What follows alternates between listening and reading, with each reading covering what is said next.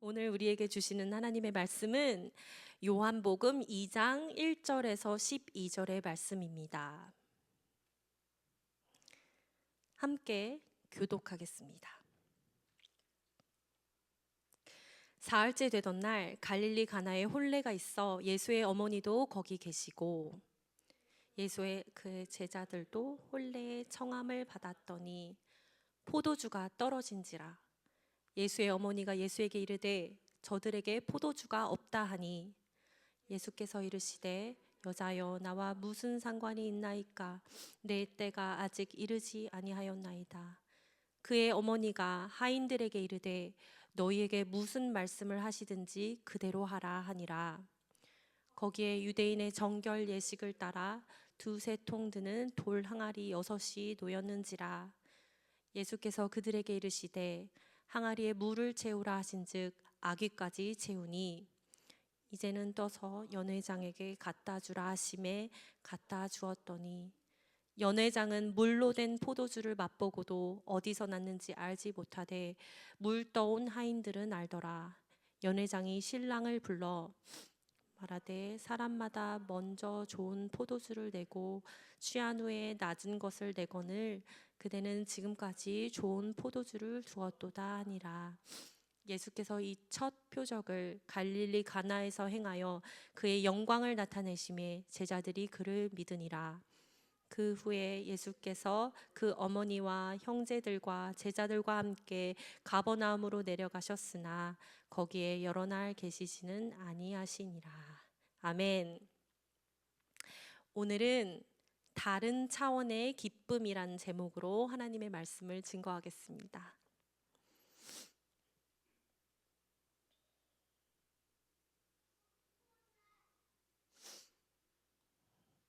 한 주 잘 보내셨어요? 네, 저는 좀 날이 갈수록 좀 짝사랑이 뭔지를 조금 느끼는 듯합니다. 여러분의 사랑이 안 느껴지는 게 아니라 좀 제가 점점 더 빠지는 것 같아요. 그 하나님이 주시는 마음인 것 같은데 우리가 여러분은 제가 자꾸 이런 말해서 오글거리시겠지만 저는 원래 이런 사람이 아닙니다. 앞으로 저희가 좀 더 친밀해지고 정말 하나님 안에서 가까운 관계가 되기를 간절히 기도하고 있습니다. 여러분은 어, 저와 여러분과의 이렇게 관계를 지금 약간 얘기했는데요. 여러분은 예수님과 어떤 관계를 가지고 계십니까? 예수님이랑 친해요? 예수님이 한 사람이라고 봤을 때 여러분은 예수님과 가까우십니까? Yo bro 할 수 있어요?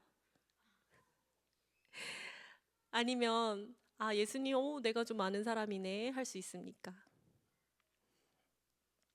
오늘 본문은 우리에게 질문합니다. 예수님은 여러분에게 손님입니까? 아니면 여러분의 인생의 주인이십니까? 오늘 본문은 이렇게 시작합니다. 사흘째 되던 날. 자, 우리는 요한복음을 읽기 시작했는데요. 요한복음 1장 1절을 여러분 아십니까? 요한복음 1장 1절에 보면 태초에 말씀이 계시니라 라고 시작합니다. 우리 창세기에 태초에 하나님이 천지를 창조하시니라 말씀하시죠? 창세기에서 하나님은 말씀으로 천지를 창조하셨는데 요한복음에서의 예수님은 바로 그 말씀으로 소개합니다. 그리고 요한복음 1장에서 3번이나 이튿날이라고 시작하는데 창세기 1장에 저녁이 되고 아침이 되니 라는 문구를 떠올리게 합니다. 태초에 하루하루 피조물을 창조하셨던 말씀에서 몸을 입고 세상에 오셔서 하루하루 새로운 피조물을 창조하시는 예수님은 창조주의 말씀과 그의 뜻 그 자체이자 하나님의 본체이십니다. 그리고 이 3번의 이튿날이 지나고 오늘 본문은 사흘째 되던 날이라고 시작합니다. 저도 모르게 사흘이라고 했는데요. 3번의 이튿날이 지났으니까 이 사흘째는 7일째를 말합니다. 태초에로 시작한 창세기에서는 7일째 되는 날에 창조주 하나님께서 빛이 있으라 하시니 깜깜한 어둠에 갇힌 세상에 빛이 생겼고 이 모든 창조를 마무리하셨습니다. 요한은 오늘 본문의 7일째 되는 날, 그 말씀하신 예수님이 포도주가 떨어지는 이 잔치에서 말씀으로 물을 포도주로 새롭게 창조하시는 것을 보여줍니다. 요한이 쓴 이런 구조가 재밌지 않습니까? 말씀은 읽으면 읽을수록 알면 알수록 심오하고 이 서로 연결된 비밀을 찾아가는 재미와 기쁨이 있습니다. 제가 방금 설명한 이 내용은 신학생들만 아는 내용이 아닙니다. 우리 참된교회에서 같이 하고 있는 큐티책인 매일 성경에 기록된 내용을 제가 여러분께 읊어드렸습니다. 우리 청년 한 분 한 분 이렇게 귀한 말씀을 읽는 재미와 이 깨닫게 하시는 기쁨이 일상 가운데 충만하시기를 바랍니다. 오늘의 말씀에서 포도주를 물로 바꾸게 하시는 이적이 첫 번째 이적입니다. 예수님은 제자들과 함께 갈릴리 가나의 혼인잔치를 초대받으셨는데 그곳에서 포도주가 떨어지는 상황이 발생됐습니다. 포도주가 떨어졌다. 이것은 그 당시 유대 문화에서 굉장히 심각한 상황이었습니다. 주인이 충분한 포도주를 제공하지 못하는 것은 환대, 웰컴과 명예를 심각하게 저버리는 행위로 여겨졌습니다. 아니, 포도주가 떨어지면 다른 음료를 마시면 되지 뭐가 이렇게 심각하나요? 왜 이렇게까지 생각하는지에 대해서 이해하려면 성경 안에서 유대인들이 포도주를 어떻게 이해했는지 살펴볼 필요가 있습니다. 구약 성경에서 포도주는 단순한 축제용 음료가 아니라 여러 의미를 가지고 있습니다. 첫 번째, 역사적으로는 생존을 상징했습니다. 고대 근동에서 포도주는 물보다 안전한 음료였어요. 그래서 생존과 직결된 자원이었습니다. 두 번째, 농경사회에서 포도주는 땅이 제대로 기능을 하고 있다는 증거였습니다. 곡식이 생존을 의미한다면 포도주는 안식과 번영을 의미했습니다. 세 번째, 고대 이스라엘은 의로운 왕이 통치할 때 땅이 풍요로워진다고 믿었습니다. 따라서 포도주의 풍성함은 단순한 농업적 성공이 아니라 하나님의 질서가 바로 서 있는 상태를 나타냈습니다. 이 포도주는 더 나아가서 메시아적 통치, 영적인 풍요로움을 의미합니다. 그래서 파티에 포도주가 떨어졌다 하는 것은 우린 영적인 복이 이 장소에 없다라는 것과 마찬가지입니다. 창세기 49장 11절에서 12절에서 야곱은 유다 지파를 축복하는 장면이 나옵니다. 근데 축복을 할 때 어떻게 하냐면 잘 들어보세요. 그의 나귀를 포도나무에 매며 그의 나귀 새끼를 아름다운 포도나무에 매고 그의 옷을 포도주에 빨며 그의 겉옷을 포도즙에 빨리로다. 단순한 풍족함, 풍요의 묘사가 아니라 유대 자손으로 오시는 예수님의 메시아적 왕적 통치 아래 나타나는 영적인 풍성함을 나타냅니다. 포도주가 넘쳐서 거기에 옷을 빨 정도로 의로우신 왕 예수 그리스도의 통치가 가져오는 결과를 이렇게 시적으로 시각적으로 표현한 것입니다. 구약의 예언서들에서 포도주는 반복적으로 그날에 라는 표현과 함께 등장합니다. 그날, 이것은 심판 이후에 도래할 회복과 새 시대를 가리킵니다. 이 그날은 단순히 먼 미래의 어느 하루를 말하는 것이 아니라 하나님께서 역사를 심판하시고 다시 바로 세우시는 결정적인 때, 곧 하나님의 나라가 현실이 되는 순간을 가리키는 표현입니다. 중요한 것은 예언자들이 그 날을 묘사할 때 전쟁이나 파괴가 아니라 포도주와 잔치의 이미지를 사용한다는 것입니다. 그러니까 구약에서의 종말은 하나님을 아는 자들은 세상이 끝나는 비극이 아니라 하나님의 질서가 회복되는 기쁨의 완성으로 그려집니다. 그래서 이사야 25장 6절에서 8절에서는 하나님은 만민을 위해 연회를, 잔치를 베푸시는 장면이 있습니다. 들어보세요. 만군의 여호와여, 이 산에서 만민을 위하여 기름진 것과 오래 저장하였던 포도주로 연회를 베푸시리니 곧 골수가 가득한 기름진 것과 오래 저장하였던 맑은 포도주로 하실 것이며 사망을 영원히 멸하실 것이라. 주 여호와께서 모든 얼굴에서 눈물을 씻으시며 자기 백성의 수치를 온 천하에서 제하시리니 여호와께서 이같이 말씀하셨느니라. 그 잔치에서, 연회에서 기름진 것과 함께 오래 저장하였던 포도주가 반복해서 등장합니다. 이사야는 왜 굳이 포도주를 2번이나 강조할까요? 이는 하나님의 나라는 그 기쁨이 즉흥적인 것이나 가벼운 기쁨이 아니라 오랜 시간 준비되고 숙성된 완전한 기쁨임을 보여주기 위함입니다. 그리고 이 잔치의 결과는 분명합니다. 사망이 멸해지고 눈물이 씻겨지며 수치가 제거됩니다. 즉 포도주는 이 감정적 즐거움이 아니라 죽음의 권세를 이긴 생명의 기쁨을 상징합니다. 이 예레미야 31장에서는 새 포도주는 바벨론 포로라는 최악의 심판 이후에 등장합니다. 그들이 와서 시온의 높은 곳에서 찬송하며 여호와의 은사 곧 곡식과 새 포도주와 기름으로 말미암아 빛을 내리니. 하나님은 언약을 깨뜨린 백성을 벌하시지 않고 새 언약을 주시며 백성을 다시 불러 모으십니다. 그 회복의 장면에서 곡식과 함께 새 포도주가 등장합니다. 이 새 포도주는 단순히 농사가 다시 잘 된다는 뜻이 아니에요. 이는 하나님께서 관계가 끝난 것이 아니다, 우리 다시 시작한다 라고 선언하시는 표징입니다. 포도주는 심판 이후에도 하나님께서 자기 백성과 기쁨을 나누시기 원한다는 증거입니다. 호세아에서는요, 배신과 상처, 단절이 극대화된 상황입니다.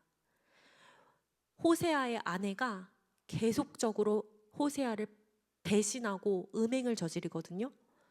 그러나 하나님은 그 관계를 끝내지 않게 원하십니다. 호세아 2장에서 회복의 약속이 주어질 때 땅이 곡식과 새 포도주와 기름으로 응답합니다. 이 장면은 하나님 나라의 잔치는 회개 이전이 아니라 용서 이후에 시작된다는 것을 말합니다. 포도주는 용서가 완성되었다음을 보여주는 기쁨의 언어입니다. 마지막으로 요엘서 2장에서는 하나님은 자신의 영을 모든 육체에게 부어주신다고 약속하십니다. 그리고 바로 이어지는 요엘서 3장에서는 산들이 단 포도주를 떨어뜨리고 언덕들이 젖을 흘리는 장면이 등장합니다. 이 성령의 부으심과 포도주의 풍성함은 같은 시대를 가리키는 2가지 언어입니다. 즉 성령의 시대는 하나님의 임재로 충만해진 기쁨의 시대입니다. 자, 여러분 수고하셨어요. 여태까지 예언서에서 포도주가 어떤 의미인지 우린 둘러봤습니다. 풍성한 포도주가 흐르는 잔치는 언제나 그날에, 곧 하나님 나라가 완전히 도래할 미래의 시간에 속해 있었습니다. 그날은 심판 이후에 주어질 회복의 때이며 하나님의 언약이 완성되는 이 종말론적 순간이었습니다. 그런데 이 요한복음 2장에서는 우리는 매우 놀라운 장면을 마주합니다. 우리 요한복음 방금 1장 지났고요. 이제 2장 들어갔어요.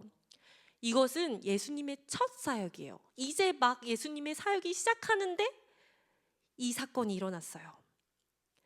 예수님은 마지막 날을 기다리지 않으시고 갈릴리 작은 마을 가나에서 이 종말의 포도주를 지금 이 자리에서 만들어내십니다.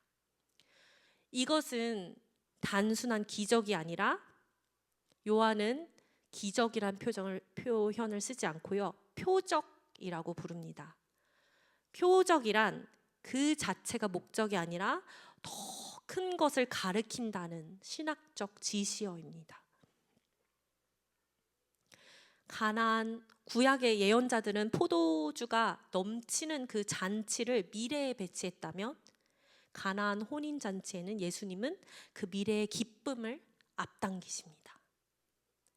이것은 이 요한복음 전체의 핵심적인 메시지인, 들어보세요, 실현된 종말론, 핵심 주제입니다. 어렵죠? 실현된, 미래에 있는 종말이 지금 실현된 것, realized eschatology입니다. 이미 실현됐어요. 요한에게서 종말은 이 미래에만 있는 것이 아니라 예수 그리스도의 인격과 사역 안에서 이미 시작된 현실입니다. 그 나라가 이미 예수님을 통해서 임한 것이에요. 더 주목할 점은 이 표적이 어디에서 일어난 것입니까? 입니다. 예수님은 이런 상징적인 표적이 성전이 아니라 혼인잔치에서 포도주를 만드십니다.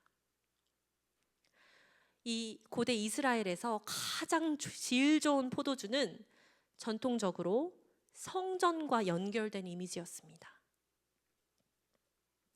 이 하나님께 드려지는 포도주는 거룩한 공간과 분리될 수 없었습니다. 이게 너무나도 직결된 하나님께 드리는 것에 연결되어 있어요. 그런데 예수님은 그 성전적 이미지를 혼인잔치로, 결혼식에 옮기십니다. 이는 무슨 말이냐면 하나님 나라의 기쁨이 이런 특정 장소, 성전에 제한되지 않고 우리 일상의 자리로 확장되었음을 의미합니다. 하나님이 우리와 함께 하시는 임마누엘 중심의 종말론으로 전환되는 순간입니다.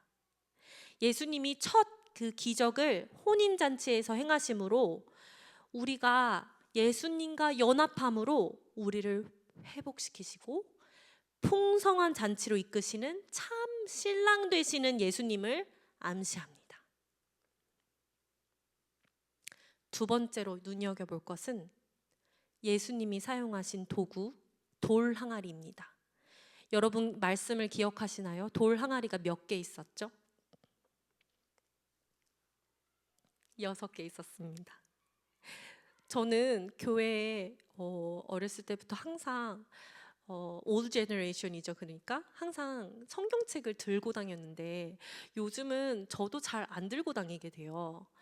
참 그런데 좋은 점도 있지만 아쉬운 점도 있는 것 같습니다. 다시 이렇게 쉽게 꼭 띄워주지 않아도 우리가 원할 때 딱 볼 수 있으면 좋을 것 같은데요. 유대인의 정결 예식을 위해 놓인 6개의 돌 항아리는 성경에서는 완전수가 7입니다. 하나님도 천지를 창조하실 때 7째 날에 쉬셨죠. 다 완성하시고 쉬신 7일입니다. 근데 그 6개의 돌 항아리의 의미는 완전하지 못한 율법적 정결, 외적 규례를 상징합니다. 왜냐하면요, 이 항아리에 있는 물은 이 유대 사람들이 자신을 정결하기 위해 그 예식에 쓰이는, 발 씻을 때 그 예식에 쓰이는 도구였어요. 발 씻는 물이었어요. 그 항아리에 물을 채우고 그 물을 포도주로 바꾸셨다는 것은 단순한 변화가 아닙니다. 옛 율법, 정결 체계의 한계를 드러내시고 새로운 언약의 기쁨을 선언하는 행위입니다. 그토록 기다리던 메시아, 예수 그리스도의 시대가 시작되었음을 선언하는 것입니다. 이 항아리는 반복적인 씻음을 얘기하는 그 옛 질서, 옛 규례의 상징입니다. 중요한 것은 하나님이 이 옛 율법을 필요 없다고 버리지 않으셨다는 사실입니다. 대신 그 항아리를 새로운 내용으로, 새 포도주로 채우셨습니다. 이는 요한복음 2장 후반부에 나오는 예수님이 성전 정화 사건 여러분 아세요? 예수님이 성전 안에 들어가서 몹시 화가 나셨어요. 나는 만민이 기도하는 집으로 여기를 세웠는데 사람들이 장사하고 돈 벌고, 그것을 보고 몹시 화가 나셔서 성전 정화 사건 막 뒤집어 엎으시고 화를 내십니다. 근데 이것과 연결되는 나눔입니다. 옛 성전은 무너질 것이다. 그러나 새로운 성전이 세워질 것이다. 이 성전은 돌로 진 건물이 아니라 예수님의 피로 이룬 예수님의 몸인 것입니다. 이 항아리에서 포도주가 정결을 위해 쓰여진 이 항아리에서 포도주가 흘러나온 것은 새로운 성전에서 흘러나오는 그 기쁨을 의미합니다. 그래서 예수님의 이 첫 표적은 단순히 잔치를 하는데 위기를 맞았어, 그래서 예수님이 해결해 줬어, 그런 사건이 아니라 예수님 자신이 영원한 기쁨을 가져오시는 메시아이심을 드러내는 선언입니다. 그렇다면 질문은 이것입니다. 왜 이 표징적인 첫 번째 이적을 기억하세요? 누구만 알아챘습니까? 연회장 사람들 모두 다, 주인마저 몰랐는데 말씀에 순종한 소수의 사람들만 알았습니다. 왜 이 기쁨은 모두가 아닌 이 순종한 자들에게 먼저 경험되었을까요? 포도주가 모든 사람에게 동일되게 인식되지 않았습니다. 연회장은 이 포도주가 어디서 왔는지도 알지 못했습니다. 신랑도 하객들도 알지 못했습니다. 요한은 분명히 말합니다. 물을 떠온 하인들은 알더라. 하나님의 영광은 무작위적으로 드러나지 않습니다. 이 영광은 말씀에 순종한 자리에서 먼저 인식이 됩니다. 순종은 기적을 보게 합니다. 하인들의 순종은 창조 행위가 아니었죠. 이 물을 포도주로, 정결 예식에 쓰여 하는 물을 포도주로 만드신 분은 예수님이십니다. 그 기쁨의 실체를 가장 먼저 경험한 사람들은 아무 설명도 요구하지 않고 항아리에 물을 가득 채우라는 말씀에 순종한 이들이었습니다.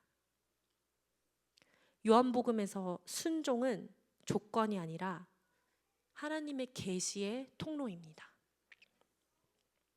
하나님의 나라는 순종을 통해 만들어지는 것이 아니라 순종을 통해 드러나고 인식이 됩니다. 하나님의 나라는 예수님이 오심으로, 죽으심으로, 다시 부활하심으로 이 땅에 이미 임했어요. 여러분 삶에 임했습니다. 그러나 그것을 인식하는 사람은 그 말씀에 순종하는 사람들 뿐입니다.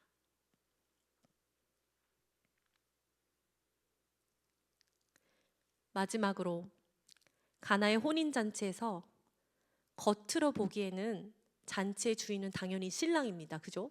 결혼하는 신랑이죠.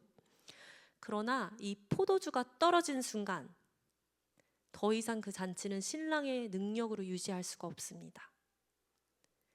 그런데 이때 예수님이 조용히 그러나 결정적으로 개입하십니다. 임마누엘 하나님, God with us, God with me, 임마누엘. 요한복음 1장 14절은 이렇게 선언합니다. 말씀이 육신이 되어 우리 가운데 거하심에. 가나의 혼인잔치는 바로 그 우리 가운데 거하심, 이 구체적으로 삶의 자리에서 어떻게 나타내는지를 보여주는 장면입니다. 잔치는, 하나님의 나라는 이미 시작되었습니다. 그러나 그 기쁨은 예수님을 모신 자리에서만 완전히 경험됩니다. 그 잔치는 성전이나 특정 장소 아니면 특정된 시간, 미래의 시간에만 속하지 않습니다. 예수님이 계신 곳, 그 말씀에, 예수님 말씀에 순종하여 그분을 모신 마음, 그곳이 하나님 나라의 잔치 자리가 됩니다. 항아리는 밖에 있는 것이 아니라 우리 안에 있습니다. 그리고 그 항아리가 말씀에 대한 순종으로 채워질 때 그 안에서 다른 차원의 기쁨이 시작됩니다. 이것은 제가 여러분에게 확신해서 얘기할 수 있어요. 제가 너무나도 암흑 같은 20대를 겪었거든요. 그런데 정말 저는 모태신앙이지만 정말 그 부모님의 하나님이 내 하나님이 되었을 때에 내 안에 도래한 이제서야 인식된 하나님의 나라를 경험했을 때는 말 그대로 다른 차원의 기쁨입니다. 그래서 잔치라고 표현하는 것 같아요. 왜 잔치라고 표현하는지 경험해 보니까 알 것 같아요. 우리는 그 여전히 기쁨을 밖에서 찾으려 하지만 하나님 나라는 이미 우리 안에 임했습니다. 예수님을 모신 자리에 순종으로 채운 항아리 안에 이미 그 잔치는 시작되었습니다. 우리는 종종 그 기쁨이 사라진 이유를 환경과 사람과 상황에서 찾습니다. 그러나 가나의 혼인잔치는 우리에게 다른 질문을 던집니다. 정말 포도주가 없는 것인가? 아니면 예수님을 잔치의 중심에 모시지 않은 것인가? 이 기쁨은 잠깐 기분 좋은, 데이트하고 와서 기분 좋은 그 기쁨이 아니라 마르지 않는 기쁨입니다. 다시는 목마르지 않는 기쁨입니다. 오늘 하나님은 우리 인생의 항아리, 여러분의 항아리를 보시며 묻고 계십니다. 너희는 예식으로만 나를 예배하니? 아니면 너는 나를 아니? 물떠온 하인들처럼 그 비밀을 아는 자이십니까? 예수님이 그 물을 포도주로 바꾼 그 참된 신랑이신 것을 아는 하인들처럼 그 잔치의 참된 주인공, 예수님의 모신 삶을 여러분도 경험하시길 간절히 기도합니다. 이 순종으로 채워진 항아리 안에서 우리는 다른 차원의 기쁨을 맛보게 됩니다. 어떠신가요? 예수님 생각할 때 그분은 여러분에게 어떤 분이십니까? 내가 급할 때 기도하고 가끔 기도 응답해 주시는 그분인가요? 아니면 매일매일 나에게 그 끊어지지 않은 기쁨을 주시는 나의 참된 신랑이신가요? 이제 이 말씀을 들은 우리가 각자의 자리에서 기도했으면 좋겠습니다. 각자의 자리에서 우리의 삶을 생각해 보며 이 삶의 항아리를 주님 앞에 내려놓으며 순종으로 채우기를 결단하며 기도하는 시간을 갖길 원합니다. 우리 찬양팀 올라와 주시고요.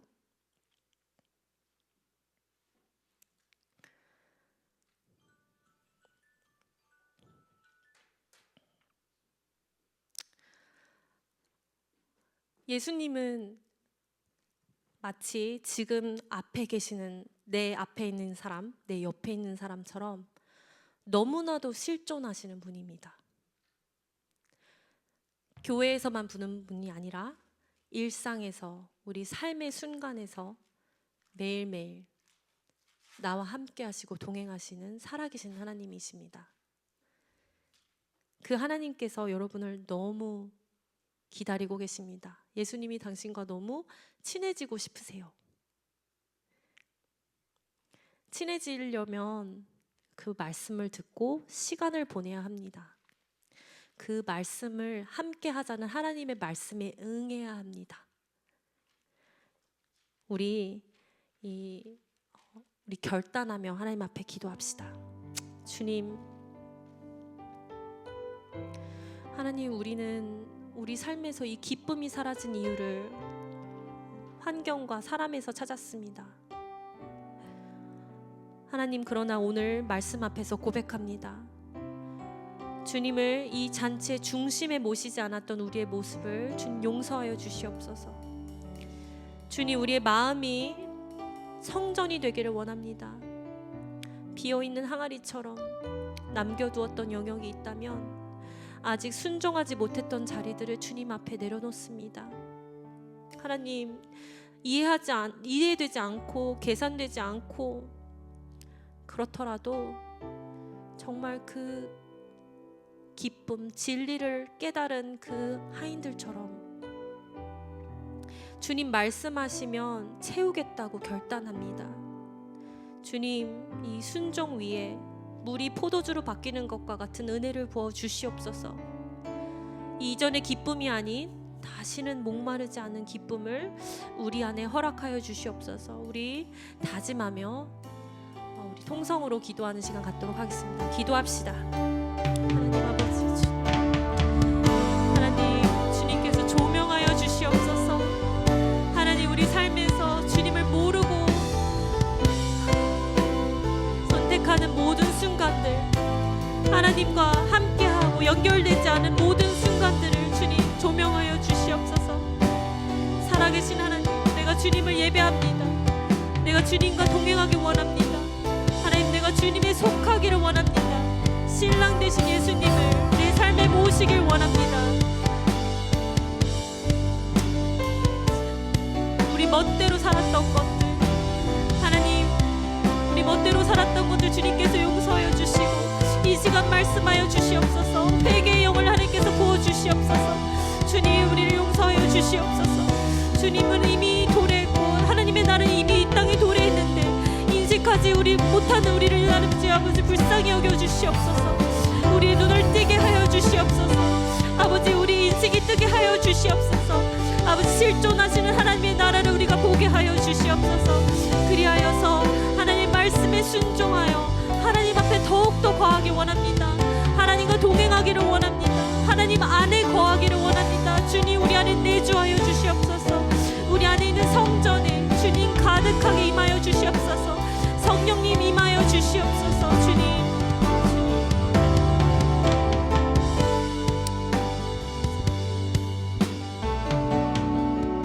하나님, 정말 이 다시는 목마르지 않는 그 기쁨을 우리 안에 허락하여 주시옵소서.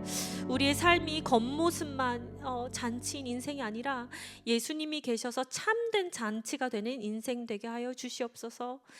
우리 안에 거하시는 그리스도로 살기를 원합니다. 예수님의 이름으로 간절히 기도합니다. 아멘.